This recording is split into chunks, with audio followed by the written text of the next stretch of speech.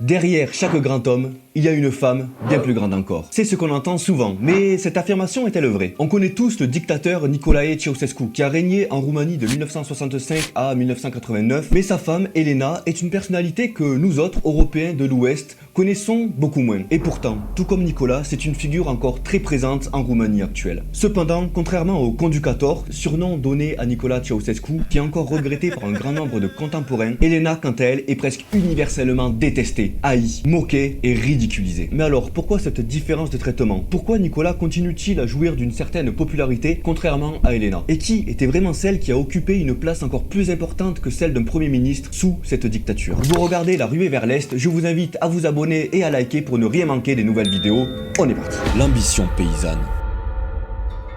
Notre petite Elena Ceausescu, elle naît le 7 janvier 1916 dans le petit village de Petrești. Bon, vous l'avez compris, quand elle naît, elle s'appelle pas Ceausescu, elle n'est pas déjà mariée avec Nicolas, donc elle s'appelle Petrescu. Mais par contre, ce que vous ne savez sûrement pas, c'est que Elena, quand elle naît, elle ne s'appelle même pas Elena. Elle s'appelle ni Elena, ni Ceausescu. Mais alors, qui c'est cette femme? En fait, quand elle naît, elle s'appelle Lenuța Petrescu. On va revenir plus tard sur ce changement de nom. Elle vient d'une famille paysanne plutôt modeste. Ses parents n'ont pas une éducation formelle et donc travaillent la terre dans une Roumanie qui est encore rurale, comme on l'a vu dans la vidéo sur Codreanu. Et donc, Elena, ou plutôt Lenuța, fréquente l'école primaire de son village, mais elle va arrêter très rapidement ses études. Elle quitte en effet l'école à l'âge de 11 ans, donc on pourrait dire qu'elle a l'équivalent CM2 6e. Elle savait lire et écrire à peu près correctement, mais c'était pas non plus foufou. En fait, c'était pas une élève brillante, mais elle se distinguait par un caractère dur, volontaire et ambitieux. En fait, elle avait la niaque, c'était une petite qui en voulait, elle était vraiment ambitieuse, et donc on peut s'imaginer que ce caractère fort, couplé à son échec scolaire, va façonner ce qui deviendra la femme la plus cruelle de la Roumanie moderne.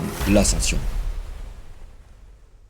À l'adolescence, elle part à Bucarest avec son frère, où elle travaille un temps comme assistante de laboratoire d'analyse, puis apprentie dans une usine de textile. C'est là qu'elle entre pour la première fois en contact avec les cercles ouvriers militants. Dans les années 1930, le parti communiste roumain est interdit, mais il attire de nombreux jeunes, issus de milieux pauvres et frustrés par les inégalités sociales de l'époque. Elena rejoint l'organisation des jeunesses communistes, qui est clandestine, et elle commence à participer à des activités militantes. C'est dans ce contexte, en 1939, qu'elle rencontre son futur mari, Nicolae Ceausescu, qui deviendra le leader de la Roumanie en 1965. À cette époque-là, Nicolas est encore un jeune activiste qui a pour mentor Nicolae Georgiou-Dej, qui sera le premier leader communiste de la Roumanie. Pendant la Seconde Guerre mondiale, alors que la Roumanie est engagée aux côtés de l'Axe, comme on l'a vu dans la dernière vidéo, le couple gravite dans les milieux souterrains du communisme. À la chute du régime fasciste et l'arrivée des soviétiques en 1944, la machine politique communiste s'emballe. De 1947 à 1965, c'est George Georgiou-Dej qui est le leader de la Roumanie. Pendant tout ce temps-là, Ceausescu gravit peu à peu les échelons, et notre Lenuța l'accompagne dans l'ombre. Ambitieuse, discrète, mais stratégiquement placée, elle s'insère progressivement dans l'appareil d'État. Elle commence par un poste dactylographique dans le ministère des Affaires étrangères en 1945, puis dans des postes administratifs, de plus en plus proches du pouvoir. Elle n'a pas encore de rôle officiel majeur, mais elle sait se rendre indispensable. Malgré son parcours scolaire plus que médiocre, c'est pas la moitié d'une idiote. Elle observe, apprend les codes, comprend les leviers du pouvoir, lentement mais sûrement, elle tisse sa toile. Il se marie en 1947, l'année où la monarchie roumaine est abolie. De cette union naîtra 3 enfants, Valentin, Zoia et Nicu. En général, lors d'un nouveau départ, un mariage, une rupture, un deuil ou autre, on décide de changer de coupe de cheveux. Lenuța Petrescu, fraîchement devenue Ceausescu, change radicalement. Elle, déjà, elle va changer de date de naissance. Le 6 de 1916 devient un 9. Elle se rajeunit donc de 2 ans pour paraître plus jeune que son mari. En effet, Nicolas est né en 1918 et donc ça la foutait mal que Elena soit plus vieille que lui. Et c'est aussi à cette année qu'elle change officiellement de nom. Elle passe donc de Lenuța, qu'elle trouvait beaucoup trop enfantin, à Elena, qu'elle trouvait beaucoup plus sérieux. Ce détail peut sembler anodin, mais en fait il est révélateur d'un besoin de contrôle d'image. C'est vraiment une obsession qui va la poursuivre toute sa vie. La chimiste en carton. Dans les années 1950, Elena décide de donner à sa carrière un vernis scientifique. Elle s'inscrit à l'Institut de chimie de l'Université de Bucarest sans jamais avoir obtenu de diplôme secondaire complet. On l'a déjà vu, elle est pas bonne à l'école, elle a arrêté en CM2, donc évidemment elle va pas faire de miracle. Elle est recalée 2 fois à sa maîtrise de chimie. Mais quand on n'a pas de cerveau, on a des contacts. Et elle en a beaucoup. Et donc grâce à la pression politique, elle parvient à avoir son diplôme. Un de ses collaborateurs a même affirmé qu'elle ne connaissait même pas la formule de l'acide sulfurique. Là vraiment, c'est nul. Tout le monde la connaît cette formule, forcément. J'espère que vous la connaissez. Commentez tous la formule de l'acide sulfurique en commentaire pour vous moquer d'Elena. Grâce à ce diplôme, elle est nommée chercheuse à l'Institut national de recherche et développement en chimie et pétrochimie. En 1965, lorsque George Georgiou-Dej meurt, c'est Nicolae Ceausescu qui devient le premier secrétaire du parti communiste, et donc, par extension, le leader du pays. C'est une surprise pour beaucoup parce qu'il est jeune, peu connu à l'étranger, un peu effacé, il manque un peu de charisme. Personnellement, je trouve qu'il ressemble à Gérard Darmanin, et donc niveau charisme, on repassera. Mais bon, très vite, il arrive à imposer son style et à se faire aimer par les Roumains. De par sa stratégie d'indépendance vis-à-vis de Moscou, comme on l'a vu dans la vidéo, où il s'oppose à l'invasion de la Tchécoslovaquie, mais aussi il fait le choix de recentrer le pouvoir autour de lui et également de sa femme, Elena. Parce qu'en fait, dès le début, Elena joue un rôle vraiment actif. Elle participe aux réceptions, accompagne Nicolas dans ses voyages et impose progressivement son influence dans les cercles de pouvoir. Elle commence à apparaître sur les photos officielles, à prononcer quelques discours, à superviser certains domaines techniques. Elle s'entoure de conseillers loyaux et pousse pour que ses proches accèdent à des postes clés. En fait, elle a une ascension vraiment parallèle à celle de Nicolas. Elle est jamais en première ligne, mais elle est jamais loin. 10 ans après avoir obtenu son diplôme, elle présente sa thèse sur la chimie des polymères en 1967. Elle a même soutenu sa thèse à huis clos. Son directeur de thèse, qui s'opposait à ce qu'elle obtienne, a été purement et simplement limogé.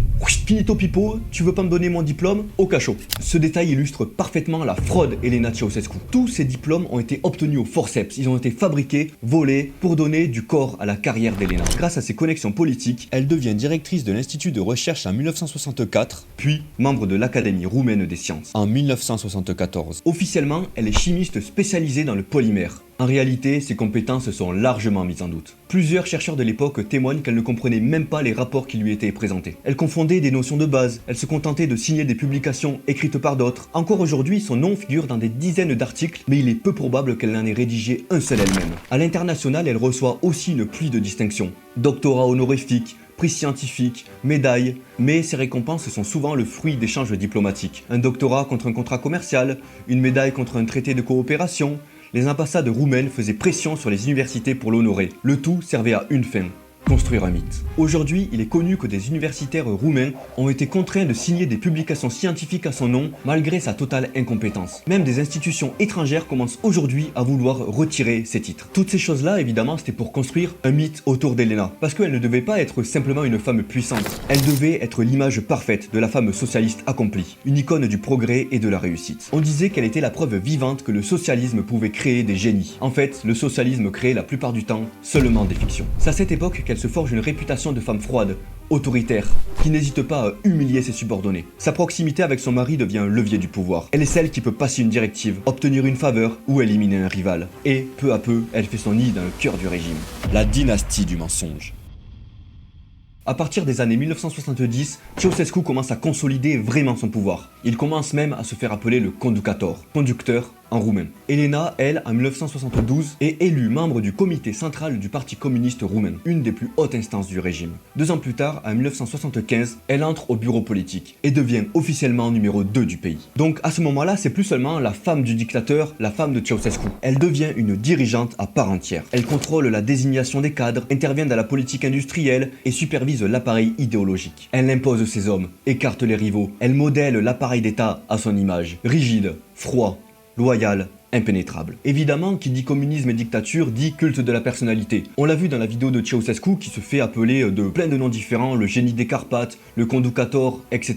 Elena n'est pas en reste. Elle aussi est appelée la génie des Carpates, mais aussi madame la professeure, docteur, et surtout la plus grande savante de notre temps. C'est vraiment drôle parce que Elena a un niveau CM2 et elle est élevée au pinacle de la science. C'est comme si c'était une génie, une intellectuelle, une surdouée, alors qu'on n'est même pas sûr qu'elle connaissait vraiment sa table de multiplication. Et d'ailleurs, même à l'étranger, ce culte de la personnalité faisait rire les diplomates. On l'a surnommée ironiquement Madame Polymère. Mais évidemment, tout cela devait se faire en secret, parce qu'une plaisanterie mal placée pouvait suffire à provoquer une crise diplomatique avec Bucarest. Cette propagande et ce culte de la personnalité, il passe aussi et surtout par l'image. Et un détail très amusant, c'est que les médias avaient interdiction de la filmer de profil. En effet, Elena avait un gros nez en patate, et donc il valait mieux pour les caméramans de ne jamais la filmer de profil pour ne pas finir en prison. Évidemment, toute son apparence physique était savamment réfléchie, souvent vêtue d'un manteau en fourrure, un châle, des escarpins blancs en petits talons, etc. pour lui donner une allure un peu plus solennelle. Plusieurs anciens responsables ont témoigné qu'aucune nomination importante ne se faisait sans son aval. Les ministres redoutaient ses colères. Elle tenait même tête à certains diplomates étrangers. Elle savait manipuler les enjeux du pouvoir et contrôler autant par la peur que par la flatterie. Après 1989, donc après la chute de la dictature, certains journalistes l'ont dépeint comme la Lady Macbeth de Bucarest, en référence à la célèbre pièce de Shakespeare. Elle était considérée comme celle qui soufflait à l'oreille du dictateur. Mais Mais bon, il faut nuancer cette appellation. Certains historiens soulignent que Elena n'était pas toute seule aux commandes. Elle était ni plus ni moins que le prolongement idéologique de son mari. En fait, ils formaient un binôme, un couple qui se renforçait mutuellement dans leur paranoïa, leur mégalomanie et aussi dans leur mépris du peuple. Sous Elena, la Roumanie ressemblait parfois à une entreprise familiale géante. Les Ceausescu ne dirigeaient pas seulement le pays, ils le possédaient carrément. Les frères, les cousins, les fils, tous se voyaient offrir des fonctions clés, tandis que ceux qui critiquaient le clan étaient mis au placard,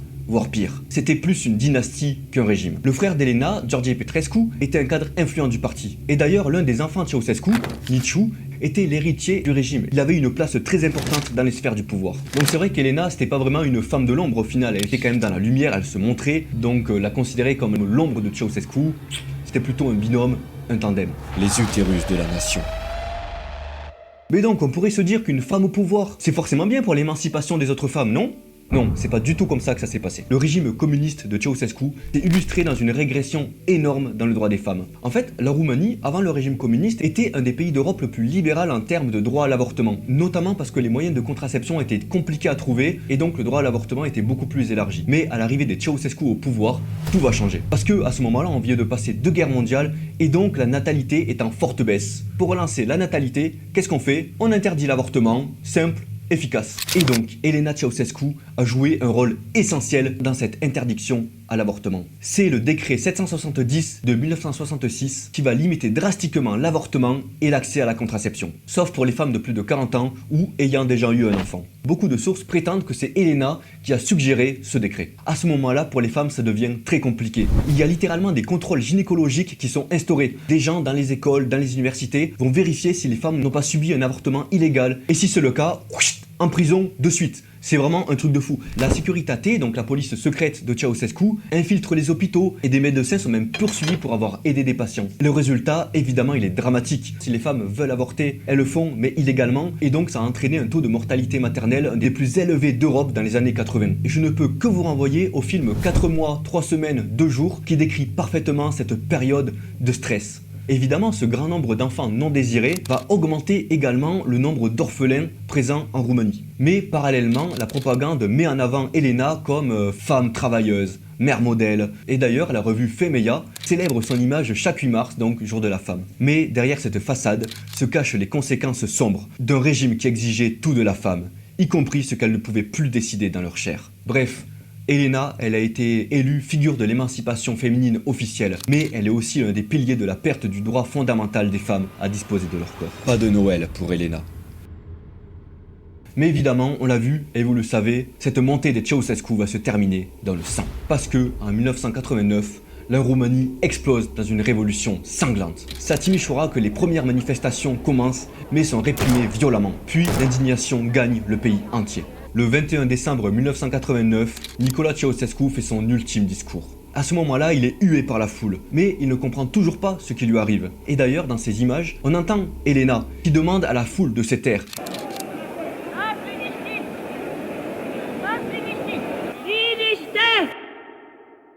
Et donc là, on peut voir une différence entre Nicolas et Elena. Nicolas a l'air un peu plus pâteau, il comprend pas trop ce qui se passe, il dit « Allô, allô ?» Il est un peu perdu, alors que Elena, elle reste froide, sévère. Et donc, le 22 décembre, la révolution prend beaucoup d'ampleur et Nicolas et Elena fuient Bucarest en hélicoptère. Mais leur cavale tourne court. Ils sont capturés à Targovište par l'armée, et puis jugés dans un tribunal militaire improvisé. Le procès, qui est plutôt un simulacre de procès, dure seulement 55 minutes. Elena refuse de reconnaître le tribunal. Elle interrompt les juges, insulte les soldats, accuse les généraux de trahison. Elle reste fidèle à elle-même, orgueilleuse, inflexible, méprisante. Et là encore, on voit une grosse différence entre Elena et Nicolas. Parce que Elena éclate, s'énerve, insulte, tandis que, encore une fois, Nicolas, tout penaud, ne dit rien, se défend à peine, minimise, mais en tout cas ne s'énerve pas beaucoup comparé à sa femme. Pourtant, les charges sont vraiment lourdes. Génocide, destruction de l'économie, abus de pouvoir, crimes contre l'État. Et évidemment, ce procès se finit comme il a été prévu à l'avance qu'il se finisse, la condamnation à mort. Le 25 décembre 1989, le jour de Noël, ils sont fusillés dans la cour de la caserne.